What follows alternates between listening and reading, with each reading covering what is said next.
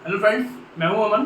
स्वागत करता हूं अपने YouTube channel Shrivastava polytechnic engineering drawing में। ये जो हम आज टॉपिक शुरू कर रहे हैं ये सेकंड सेमेस्टर का है। यूपीटीआर स्टूडेंट्स के लिए मेनली, वैसे सभी के लिए है इंजीनियरिंग ड्राइंग, जिसमें आजकल नया नाम हो गया है इंजीनियरिंग ग्राफिक्स। नाम कुछ भी हो, सिलेबस सेम है। तो स्टार्ट करते हैं। चैप्टर का नाम है डेवलपमेंट ऑफ सरफेस। इसको हिंदी में बोलते हैं सतहों का विकास। थोड़ा सा बात करते हैं सतहों का विकास होता क्या है, उसके बाद हम इसको आगे लेके चलते हैं। सतहों का विकास क्या होता है? यदि आप किसी शहर से गुजरते हैं तो आप देखते हैं कि किस तरह वहाँ मॉल्स बने हैं, किस तरह वो डेवलप्ड है, किस तरह के हाईवेज हैं, किस तरह के शोरूम्स बने हुए हैं। इसी तरह अगर इंजीनियरिंग ग्राफिक्स में देखा जाए तो हम इसमें समझते हैं कि जो हमारे पास ऑब्जेक्ट है, चाहे वो प्रिज्म हो या पिरामिड, उसमें किस तरह डेवलपमेंट करना है, किस तरह हमें उसकी लेयर बाय लेयर अंदर के बारे में जानना है।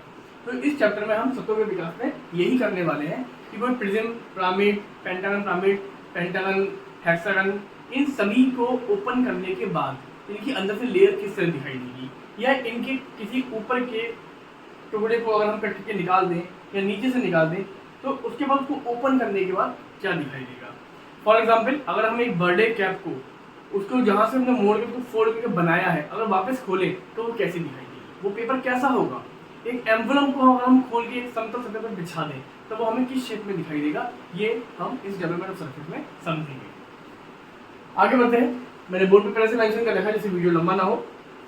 इसमें दो मेथड काम करते हैं। पहला मेथड है समांतर रेखीय विधि, इंग्लिश में बोलते हैं पैरेलल लाइन मेथड, और दूसरा मेथड है तिर्यक रेखा विधि, इसको बोलते हैं रेडियल लाइन मेथड। तो आपको ध्यान रखना है एग्जाम में कौन से मेथड से आपसे ड्राइंग का ये जो न्यूमेरिकल है, जो प्रॉब्लम है, वो पूछी गई है। जिस मेथड से आप पहले डिसाइड करेंगे किस मेथड से वो चीज़ सॉल्व होगी, ठीक है, उसी मेथड से आपको वो सॉल्व करना होगा। ऐसा नहीं है कि क्वेश्चन किसी भी मेथड से सॉल्व कर देता है। जो क्वेश्चन इस मेथड से सॉल्व होगा वो इससे नहीं होगा, और जो इससे होगा वो इससे नहीं होगा। पहचान के लिए आगे लेते हैं, बहुत ही ईजी है। जैसे कि अगर आपको समांतर रेखा विधि से जब न्यूमेरिकल करना है, जो भी प्रॉब्लम है वो तब होगी जब आपके क्वेश्चन में बेलन की बात कर रही हो, यानी कि सिलेंडर की, या फिर प्रिज्म की बात कर रखी हो। प्रिज्म या बेलन की अगर बात करेगा, प्रिज्म या सिलेंडर की, तब आप समांतर रेखीय विधि को अप्लाई करें। नेक्स्ट, तिर्यक रेखा विधि।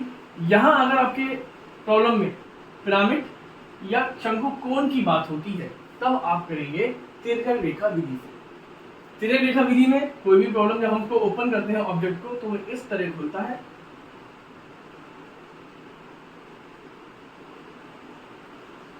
और समांतर रेखा विधि में मान लीजिए कोई बेलन है आपके पास, कोई सिलेंडर है। अगर मैं इसको बीच में से जहां से जॉइंट बन के तैयार हुआ है, यहीं से मैं इसको ओपन कर दूं तो ये आगे जाके इस तरह ओपन होगा। अगर मैं इस पे कोई कट लगा लूं ऐसे करके, इस कट की वजह से क्या होगा, यहां पर एक ग्राफ जैसा बन के आ जाएगा। यानी कि इस कट को लगाने के बाद जब हम इसको ओपन करेंगे तब ये कुछ इस शेप में बन गया। अभी मैं आपको रफली समझा रहा हूं, अभी मैं आपको क्वेश्चन कराऊंगा तो आपके दिमाग में बिल्कुल अच्छे से बैठ जाएगा। आप लोग कॉपी पेन लेकर के बैठे और उसको साथ साथ बनाते रहे। तो यही चीज को भी हम विस्तार से जानने वाले हैं इसके आगे क्वेश्चन में। तो चलिए चलते हैं हम अपने पहली प्रॉब्लम की तरफ।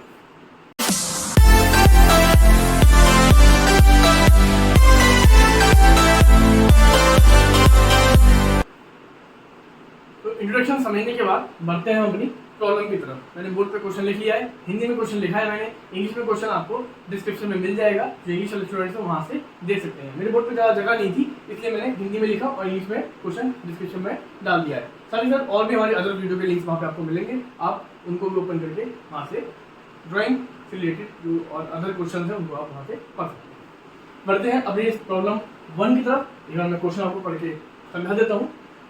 क्वेश्चन दिया है हमें 40 mm व्यास, जो डिजिट से ऊपर अंडरलाइन देता हूँ, डायमीटर दे रखा है 40 mm तथा 55 mm लंबे अक्ष के, तो 55 mm क्या है, हमारी एक्सिस दे रखी है।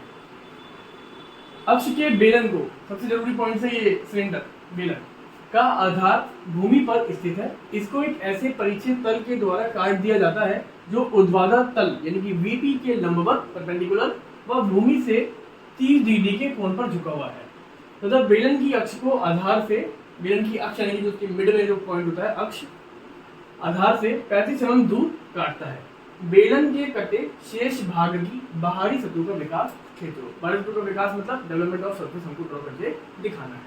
तो क्वेश्चन में हमारे पास किस ऑब्जेक्ट की बात कर रखी है उन्होंने, बेलन की। मैंने एक्स वाला लाइन ड्रॉ करी है, एच पी अपॉन वीपी यानी कि थर्ड एंगल लिखा है, किसी भी एंगल की इसमें कोई पहचान नहीं दे रखी है इस क्वेश्चन में, कुछ नहीं बोला उन्होंने, एच पी के ऊपर, वीपी के पीछे, सामने, बिहाइंड, अबव, ऐसी कंडीशन में डायरेक्टली थर्ड एंगल ले लेते हैं। एच पी अपॉन वीपी जिसको नहीं पता क्या होता है, हॉरिजॉन्टल प्लेन, वर्टिकल प्लेन, हमारे पिछले लेक्चर्स की जो वीडियो है ऑर्थोग्राफी में, वहाँ हमने इसके इंट्रोडक्शन समझाया है, आप वहाँ जाकर के समझ सकते हैं। आगे बढ़ते हैं। अब स्टूडेंट्स के सामने प्रॉब्लम क्या आती है, क्वेश्चन को शुरू कहाँ से करें, वीपी से करें या एचपी से करें। इस बेलन जो हमारे पास ये जो है एक सिलेंडर, एक पाइप का टुकड़ा है, इसके माध्यम से समझते हैं।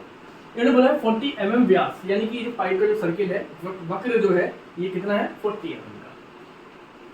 55 mm लंबे अक्ष, इसकी जो मिड में दूंगा, अगर मैं मिड में एक पॉइंट इमेजिन कर लूँ तो ये जो अंदर तक जो इसकी एक्सिस है वो कितनी है, इसकी हाइट 55 mm। इसका आधार जो बोला है इन्होंने, देखिए यहाँ पे आप देख सकते हैं, आधार भूमि पर स्थित है, आधार भूमि पर यानी कि जमीन पर रखा हुआ है, और जमीन देखिए यहाँ पे कहाँ देख रहे हैं, ये देख रहे हैं ग्राउंड लाइन, यानी कि यहाँ पर इसका आधार रखा हुआ है, ये है इसका आधार। अगर ये बोलता लेटा हुआ है, रेस्टिंग पोजीशन में है, लेइंग ऑन द ग्राउंड, तो आप इसको इस तरह इमेजिन करते हैं, यानी फिर आपका जीएल पे आता ये सर्किल। अभी इन्होंने ऐसे बोला है, सबसे पहले बनाएंगे हम इसका टॉप व्यू प्लान, वो कहाँ बनेगा, वो बनेगा एचपी में, प्लान हमेशा एचपी में बनता है। एचपी से जब प्रोजेक्शंस नीचे आएंगे तभी इसके सामने का फ्रंट व्यू यहाँ बनता हुआ दिखाई देगा।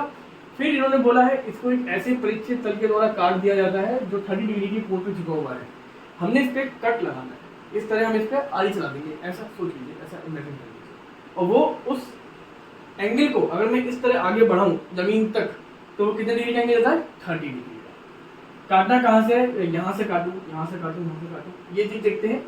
कट करने के लिए बोला है 35 mm दूर, कहाँ से बोला है, आधार से, तो आधार से 35 mm ऊपर जाके हम एक पॉइंट लगाएंगे और चांदा रखेंगे और इसको कट करके हम इसमें ड्रॉ कर देंगे। उम्मीद करता हूँ समझ में आया होगा। आगे बढ़ते हैं। सबसे पहले हम सर्किल बनाते हैं एचपी।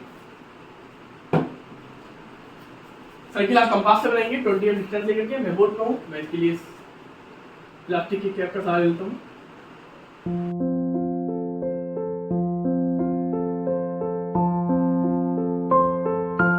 तो ये हमारा सर्किल बन गया 40 mm डायमीटर का। आप लेंगे कंपास में 20 और इसके घुमा देंगे। इसके कर लेते हैं 8 भाग।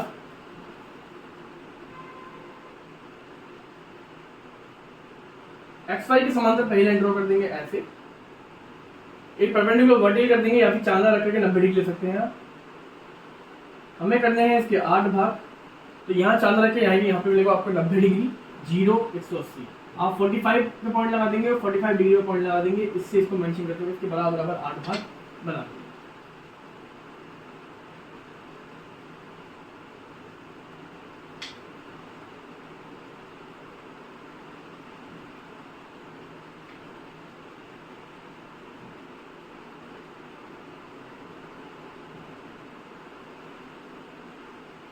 आठ भाग हमने कर लिए हैं। डायमेंशन शुरू कर देते हैं 40 mm डाया और इसके नाम लिख देते हैं।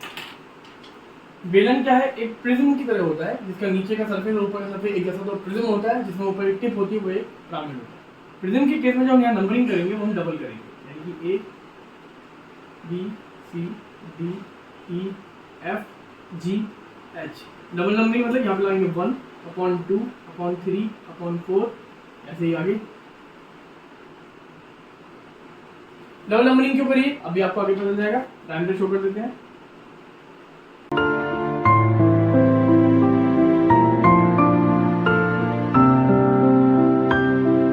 ये देखिए अब क्या लेते हैं, इन सभी के प्रोजेक्शन ले लेते हैं ग्राउंड लाइन तक।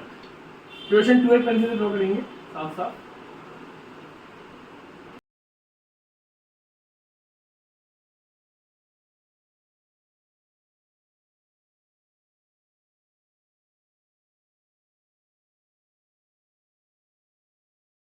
मैं थोड़ा जल्दी बना रहा हूँ। अगर आप मेरे साथ साथ ड्रॉ कर रहे हैं, बना रहे हैं, तो आप वीडियो को पॉज करके आराम से इसको ड्रॉ कर सकते हैं, फिर अगले स्टेप की तरफ बढ़ सकते हैं। आगे बढ़ते हैं। मैं ले लिए सभी पॉइंट्स के प्रोजेक्शन। अभी देखिए, ए के अपॉन में लिखा है 1, तो मैं यहाँ लिख दूंगा 1 डैश। बीबी में डैश आता है। अगला आ रहा है 8 और 2 का, तो यहाँ जाएगा 8 डैश 2 डैश, यहाँ बीच में कॉमन लगा देते हैं। 3 और 7, तो 3 डैश कॉमा 7 डैश। 4 और 6, 4 डैश कॉमा 6 डैश, और लास्ट वाला बिंदु है हमारा 5 डैश। ठीक है, इन्होंने बोला है क्वेश्चन में 55 mm लंबे अक्ष जो एक्सिस वो लिया वो 55 mm है, यानी कि आधार से जो बेलन की हाइट है वो कितनी है 55। तो 55 ले लेते हैं। यहाँ से आप एक 55 पे पॉइंट लगाएंगे, यहाँ से आप 55 पे पॉइंट लगाएंगे और इसको एक्स पेंसिल से ड्रॉ करेंगे। इन लाइनों को साथ ड्रा कर लेंगे। पहले मैंने 2H पेंसिल से ड्रॉ कर रखी है, प्रोजेक्शन लिए हुए हैं, अब मैं इनको ड्रा कर लेंगे।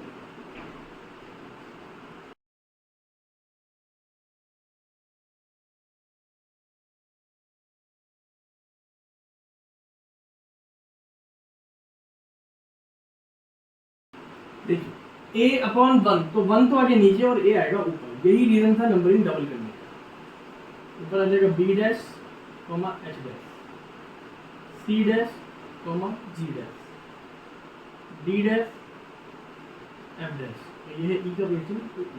तो यही से पता चल रहा है हमको यहाँ किस तरह हमें नंबरिंग करनी है। इन्होंने बोला है इसको आधार से, इसको एक परिच्छेद तल के द्वारा काट दिया जाता है जो VP के परपेंडिकुलर है।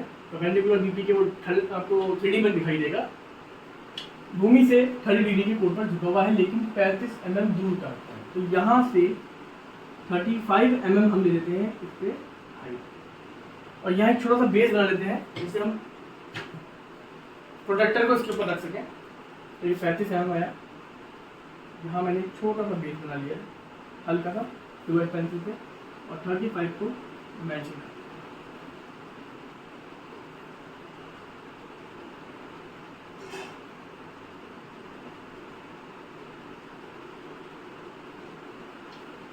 ठीक है, तो 35 mm ऊपर हमने बिंदु लिया क्वेश्चन के अकॉर्डिंग। यहाँ पर रहेंगे चांदा। प्रोटेक्टर को यहाँ रखने के बाद इसको 30 डिग्री के एंगल पे कट कर लेते हैं। आप लोग नाप के करेंगे, मैं इमेजिन करके कर लेता हूँ।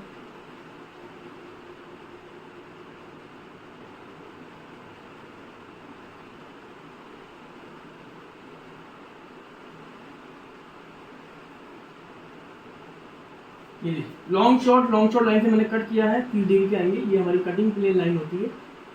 सेक्शन कट करने के लिए हम इसी लाइन का सहारा लेते हैं। हमारा lecture first types of line के ऊपर है, आप देख सकते हैं, लिंक डिस्क्रिप्शन में दे दिया जाएगा। अब बढ़ते हैं डेवलपमेंट ऑफ सरफेस। इसको कट करने के बाद हम इसको ओपन करेंगे तब हमें क्या दिखाई देता है, हम उसकी तरफ बढ़ते हैं। तो पहले इसका प्रोजेक्शन ले लेता हूँ मैं आगे।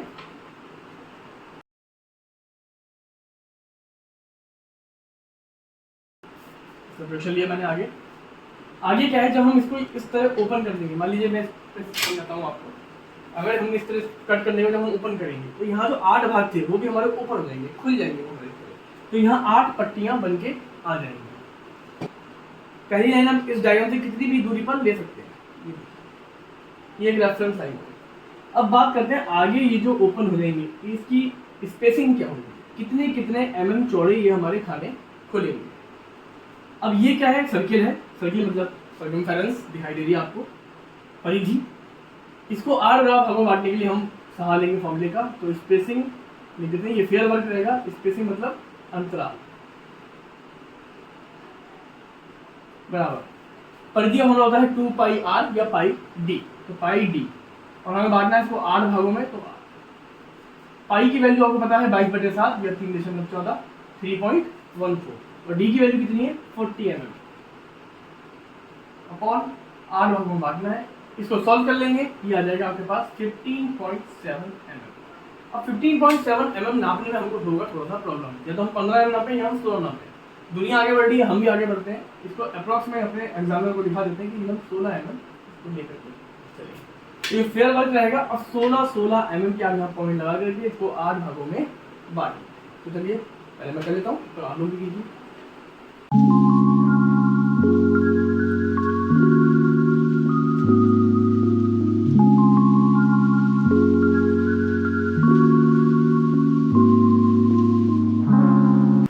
देखिए 1 2 3 4 5 6 7 8, हमने 8 पट्टियां बना ली। यही वाले 8 खाने टूट के इस तरह रोए हैं।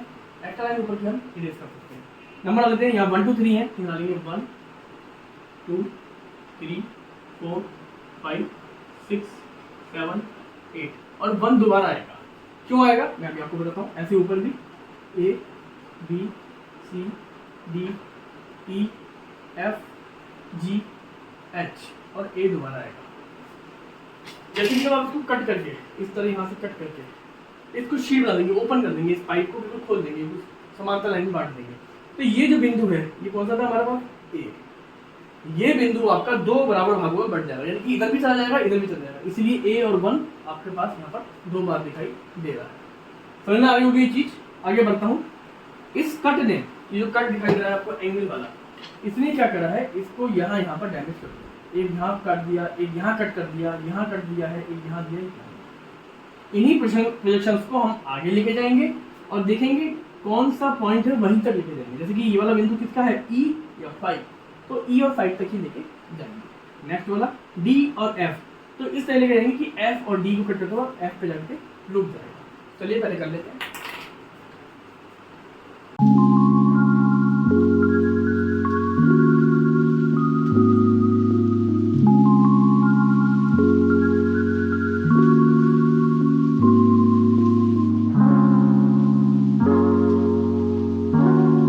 ये देखिए, ये ए था और ए 2 बार था, तो यहाँ पे भी और यहाँ पे भी। अब आगे हम पे एक पॉइंट,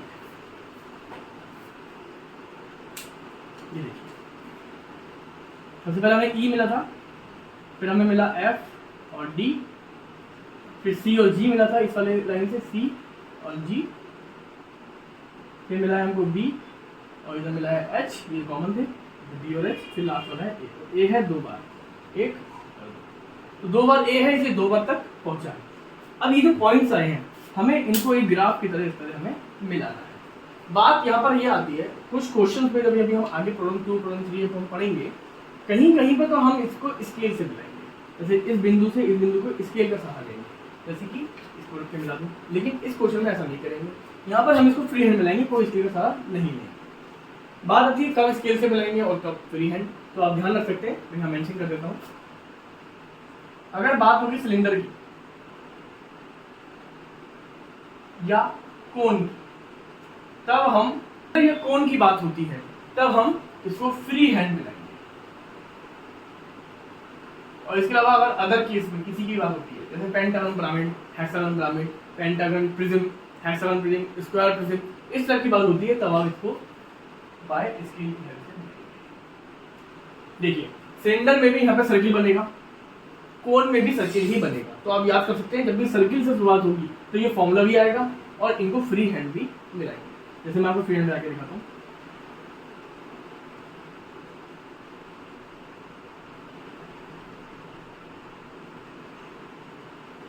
ध्यान रखिएगा यहाँ पर ये नोक जैसी नहीं बन चाहिए, ऐसी स्मूथली करो आना चाहिए। ये इस तरह जब हम इसको ओपन करेंगे तब ये हमें इस शेप में दिखाई देगा। मैं आपको एक पेपर में फोल्ड करके एग्जाम्पल बना के दिखाता हूँ।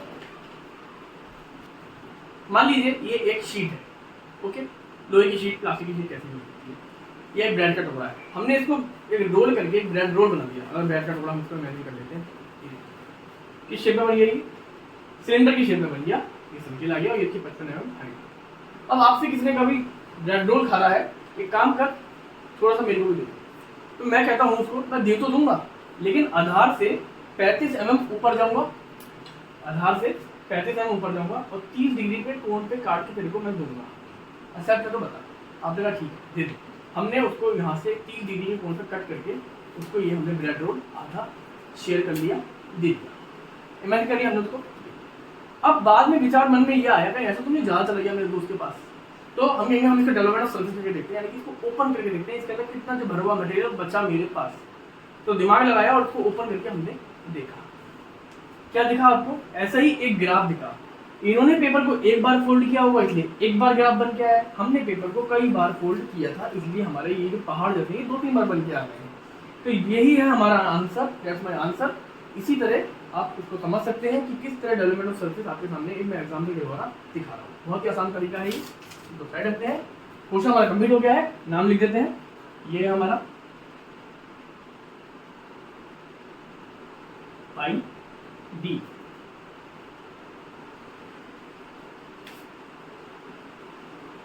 इसको बोल देंगे डेवलपमेंट ऑफ सरफेस।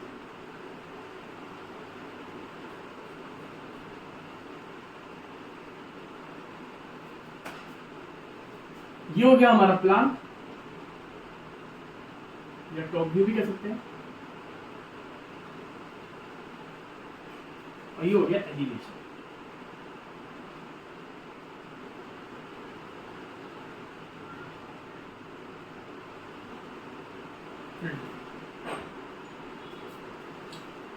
तो ये पहला प्रॉब्लम डेवलपमेंट सरफेस का यहाँ पूरा होता है। उम्मीद करता हूँ आपको समझ में आया होगा। वीडियो अच्छा लगे तो लाइक करें, चैनल को सब्सक्राइब करें और अदर वीडियो देखने के लिए आप मेरे चैनल के अंदर देख सकते हैं। लिंक डिस्क्रिप्शन में पड़ा है अदर वीडियोस का, आप वहाँ पे जाके भी इंजीनियरिंग ड्राइंग को और बेहतर तरीके से पढ़ सकते हैं। सपोर्ट करें, इसी तरह आगे भी लेक्चर आपके पास आते रहेंगे।